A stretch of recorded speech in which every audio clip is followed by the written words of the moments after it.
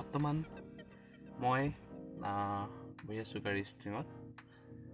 যিহেতু আপোনালোকক জনাবলৈ পাই খুবেই সুখী হৈছোঁ, আমাৰ চমুৱা গাঁৱত এষাৰী নাট্য দল আহি উপস্থিত হৈছেহি। সূৰ্য থিয়েটাৰৰ বিশাল আয়োজন। এইবাৰ খুবেই প্ৰচলিত মুচিদিম সেন্দুৰ, খুবেই জনপ্ৰিয় দুটাকৈ দৰ্শনী ইয়াতে দৰ্শকৰ বিপুল সঁহাৰি পাইছে তেওঁলোকে। আৰু যিহেতু আজি তৃতীয় নিশা তথা বিদায় নিশা, মৃদুল ভূঞা ডাঙৰীয়া নাটখনৰ লগত খুবেই জড়িত।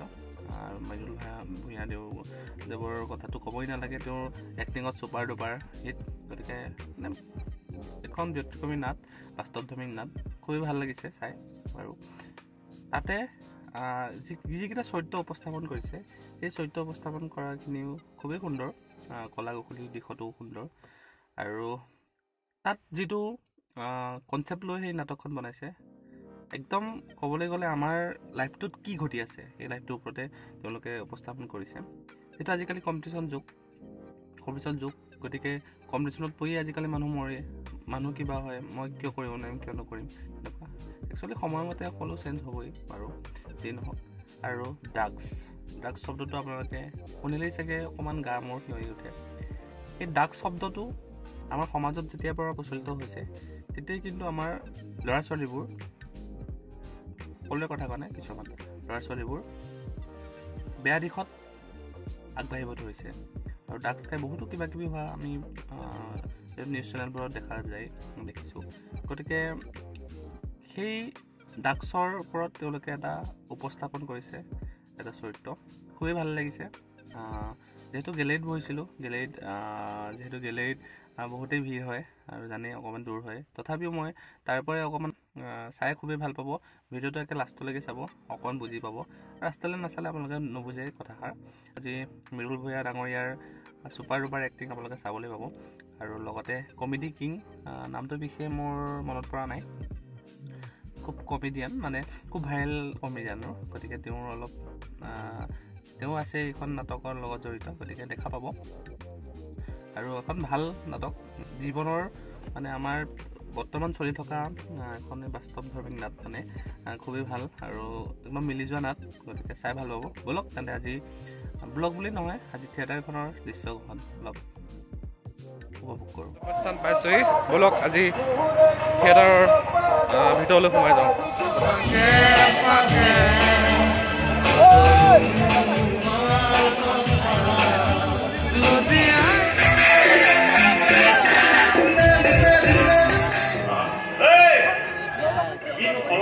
আজিকালি ভালকে নধৰে, নেমেলে চুৰিকেইটা আধা লিখি আধা নিলিখে।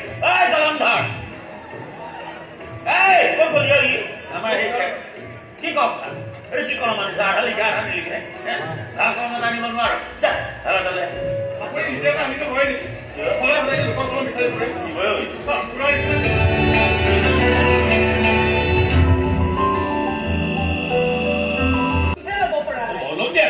পইচা আছে লৈছে, মই লাহে লাহে ল'ম দিয়া। এটা কাম কৰা, দোকান কৰি চাহ বনাওঁ। দেউতাই মই চাহ খাই কেইটামান কথা পাতো। আপোনাৰ আকৌ চব কামে লাষ্ট হয়। বাকীবোৰ মানুহে যিমান পাৰে সিমান বেগাই দৌৰে, আমাৰ একেবাৰে লাষ্ট হয়। লাহে লাহে চেনি কমাই মই মিঠা কি নহয় মিলৰ মই কিন্তু নাই কৈ দিছো। তাতকৈ নকয় কিয়? ল'ৰা ছোৱালী প্ৰাইভেট স্কুলত পঢ়াবলৈ আপোনাৰ টকা নাই। টকা থাকো বা নাথাকো, ইচ্ছা মোৰ একেবাৰে নাই। আপোনাৰ ইচ্ছা অনিচ্ছাই আমাৰ ল'ৰা ছোৱালীক কেৰিয়াৰ বনাব নোৱাৰে। বেলেগৰ ল'ৰা ছোৱালী ডাঙৰ হৈ বাহিৰত ভাল ভাল স্কুল কলেজত পঢ়িব, আৰু আমাৰ কেইটাই মাষ্টৰ চাকৰি বিচাৰি হাহাকাৰ কৰিব। কাকলি আমাৰ পূৰ্বপুৰুষসকলে, আজু ককাসকলে গাঁৱৰ অসমীয়া স্কুলত পঢ়ি বিদেশত সুনাম অৰ্জন কৰিছে। তেতিয়া যুগটো বেলেগ আছিল। আজি যুগটোৱে কম্পিটিশ্যনৰ যুগ। কোনেও এই কম্পিটিশ্যনৰ পৰা হাৰি থাকিব নিবিচাৰে। বেলেগৰ ল'ৰা ছোৱালী যদি দৌৰিবলৈ লৈছে, আমাৰ ল'ৰা ছোৱালীক খোজেৰে গ'লে নহ'ব কিন্তু, কৈ দিছো।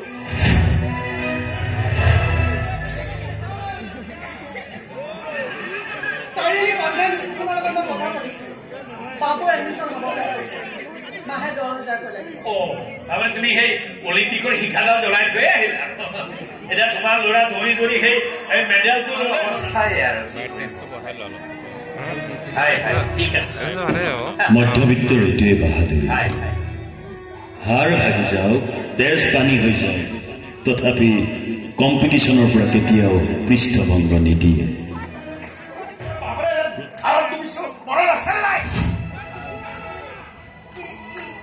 নহয় মানে আজিকালি ল'ৰাবোৰে পাৰ্টি চাৰ্টি কৰি ভাল পায়তো।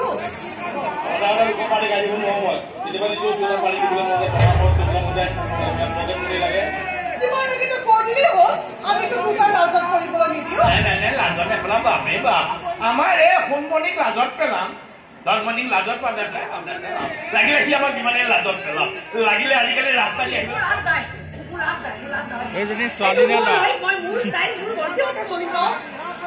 আমি তোৰ মৰ্জি মতে নচলো। খবৰদাৰ কৰিছো, ছোৱালীক এটা ফুটা কৰি নিদিবা। নিদিবা উঠিব লাগিলে গাড়ী আগত চাপি মৰি থাকিম। তেনেকুৱা নকৰিবি পাচলি। পইচা মইতো দিমতো, কাপোৰৰ জাপনে ৩,০০০ মান টকা আছে চাগে, সেইখিনিকে লৈ যাবি। তেনেকুৱা নকৰিবি পাচলি, তেনেকুৱা নকৰিবি। মোৰ লগত ফেমেলি পাতি লাভ নাই, টকাটো মোক দিব লাগিব। তই আগৰ দৰে নাই, তই বহুত চেঞ্জ হৈ গলি। মা কি বহুত চেঞ্জ হৈ গৈছো পাপা, মই পাহৰি পেলাইছো মই কি আছিলো কি হয়। বহুত বেছি কষ্ট এইবোৰ তোমালোকে বুজি নাপাবা। কিহৰ কষ্ট? মই কলি বেপাই কেনেকে হম? কোন কলি নেকি? ভালকে পঢ়িলেহে হ'ব পাৰিবা কলি বেপাই। ইমান সত্ৰ গ'ল যে নহয় যে এতিয়া ধেমালি কৰি আছিলো ল'ৰাৰ লগত। বুজিছে, কালি সেই পুৰণা কিবা চিঙৰানে কিবা এটা খাব দিলে মাকে, মই খালো, মুখৰ লগত পেটটো গৰ কৰিলে গাটো দিওঁ। ময়ো মাজে সময়ে গাটো ধুওঁ, বুজিছে। মাজে সময়ে গাটোৱে সদায় নোধোৱে নহয়, আমাৰ এখন ৰুটিন আছে। আমাৰ ৰুটিন মতে চলে, গোটেই ঘৰত খোৱা বোৱাৰ পৰা গা ধোৱাৰ পৰা আৰম্ভ কৰি। মানে মই যদি সোমবাৰে কেনেবাকে গাটো ধুলো, মানুহ যদি আকৌ বৃহস্পতিবাৰে, ল'ৰাটোৱে আকৌ পিছৰ শনিবাৰহে ধুৱে। চাবোনৰ খৰচটো কমি যায়। মই আকৌ সদায় ধুওঁ, সদায় চেম্পু কৰো, পুৰা চুলি উৰি থাকিব লাগিব। কেঁকাগুৰি চুলিখোপা কেনেকে হৈ গ'ল? তই যদি 10 দিনৰ হাৰপিক দি পেলাই যদি মাথাটো বাল্টিঙত ডুবাই থৈ দিয়া, তথাপিতো চুলি গেৰাণ্টি আছে। এটা কৰিলে উৰিব পাৰে, এই কেতিয়াবা অকণমান পেট্ৰল ঢালি জুচলা কথা এটা মাৰি থাকে।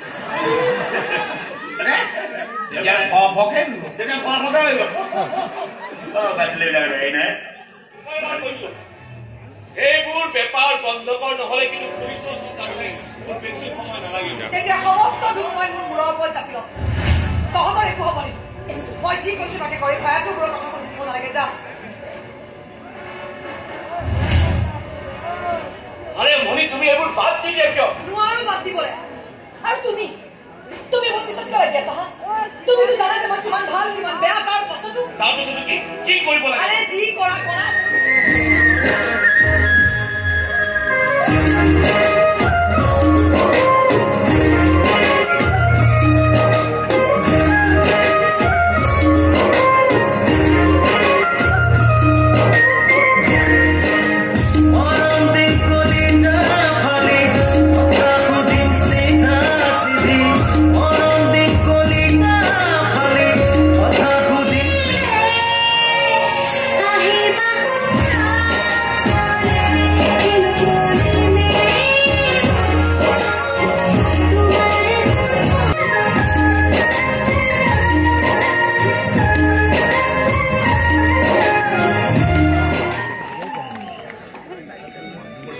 বচাব লাগিব। দৰকাৰ হলে তাইক মই ভিতৰত বান্ধি থম, ওলাব নোৱাৰাকৈ, কাকো লগ দিব নোৱাৰাকৈ। তোমাক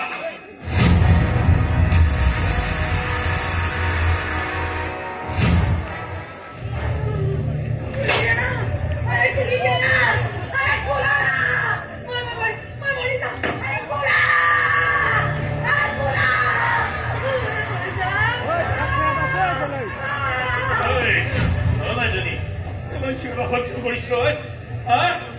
চেণ্টাৰত থলে আমাৰ সন্মান যাব বুলি তাক মাৰে খবলৈ নিদিলে ঘৰতে লুকাই ৰাখিছো এনেকৈ নকৰিবি হয়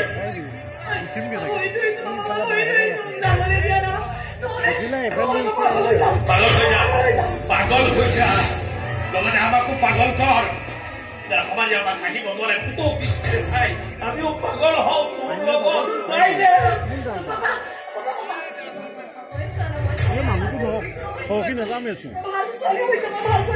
হাতযোৰ কৰিছো তোমাক ভৰিত ধৰিছো কষ্ট কৰি হলেও জীয়াই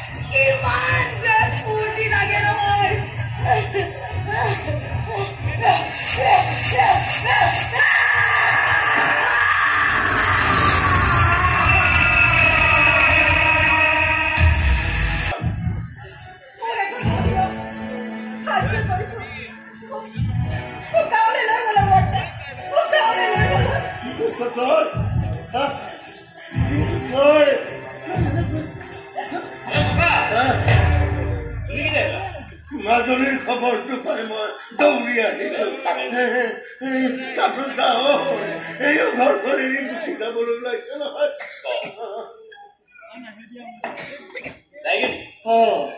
জাগিৰটো যোৱাগে ভাল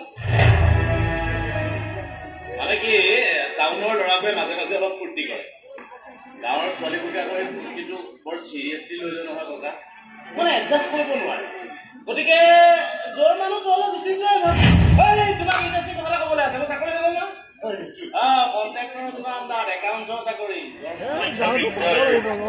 জীৱন নাটক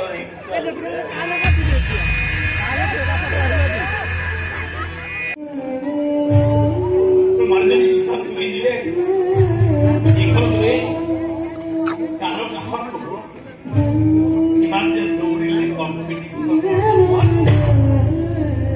এইটোৰ বিয়াৰ স্ত্ৰীখন পেণ্ডেল হিচাপে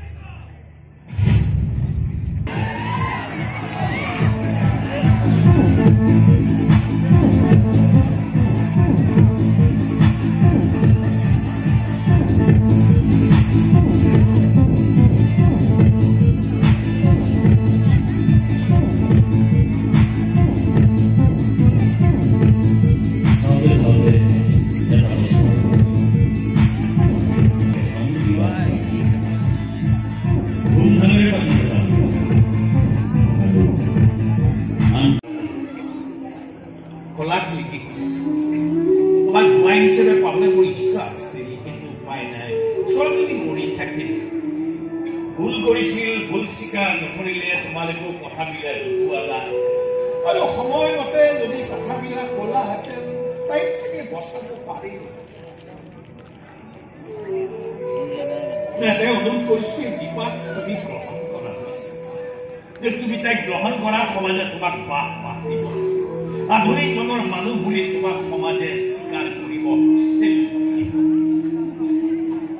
মোক অলপ সময় লাগিব লোৱা সময় লোৱা যিমান ইচ্ছা কিমান সময় লোৱা মনত ৰাখিবা তোমাৰ ঘৰত কোনো মানুহ নাই ঘৰৰ কথা বাদ দিয়ক সকলো মৰি ভূত হ'ল কথা আছে কথা একো পাৰি আহিব নোৱাৰে মই এটা কথা কিন্তু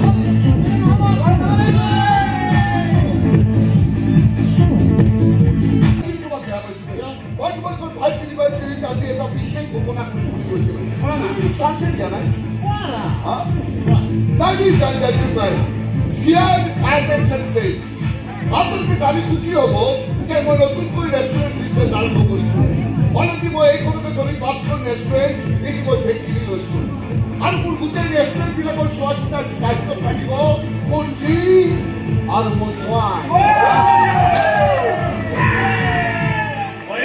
ঘোষণা কৰিবলৈ ৰাইজ মোৰ কোৰাত এটা নৱজাতক কেঁচুৱা দেখিছে নহয় এইটো এটা অবৈধ সন্তান আৰে অবৈধ সন্তানটোৰ অবৈধ বাপেক কোন জানে মোৰ এই কুলাংগাৰ পুত্ৰ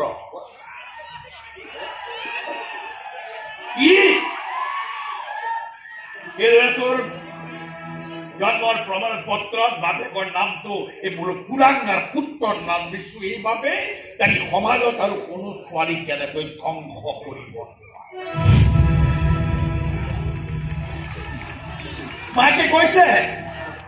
মাকে কৈছিল যে কেঁচুৱাটো এটা কি হব কোনো চিন্তা কৰিব নালাগে দেখোন নতুন সংসাৰ আৰম্ভ কৰ মই চাম তাক মই মানুহ কৰিম এনেকুৱা এজন মানুহ কৰিম যিজন মানুহে কেতিয়াও কোনোদিন আধুনিকতাৰ নামত কম্পিটিশ্যনৰ নামত দৌৰি দৌৰি নিজৰ লগতে নিজৰ ঘৰখন নিজৰ সমাজখন শেষ কৰি নেপেলায় মই এনেকুৱা এটা মানুহ তৈয়াৰ কৰিম যিটো মানুহে অনাহকত কম্পিটিশ্যনত নদৌৰে আধুনিকতাৰ নামত নিজৰ লগতে নিজৰ সমাজখনক পংগু কৰি নেপেলায় আৰু এই হ'ব মোৰ অন্তিম তপস্যা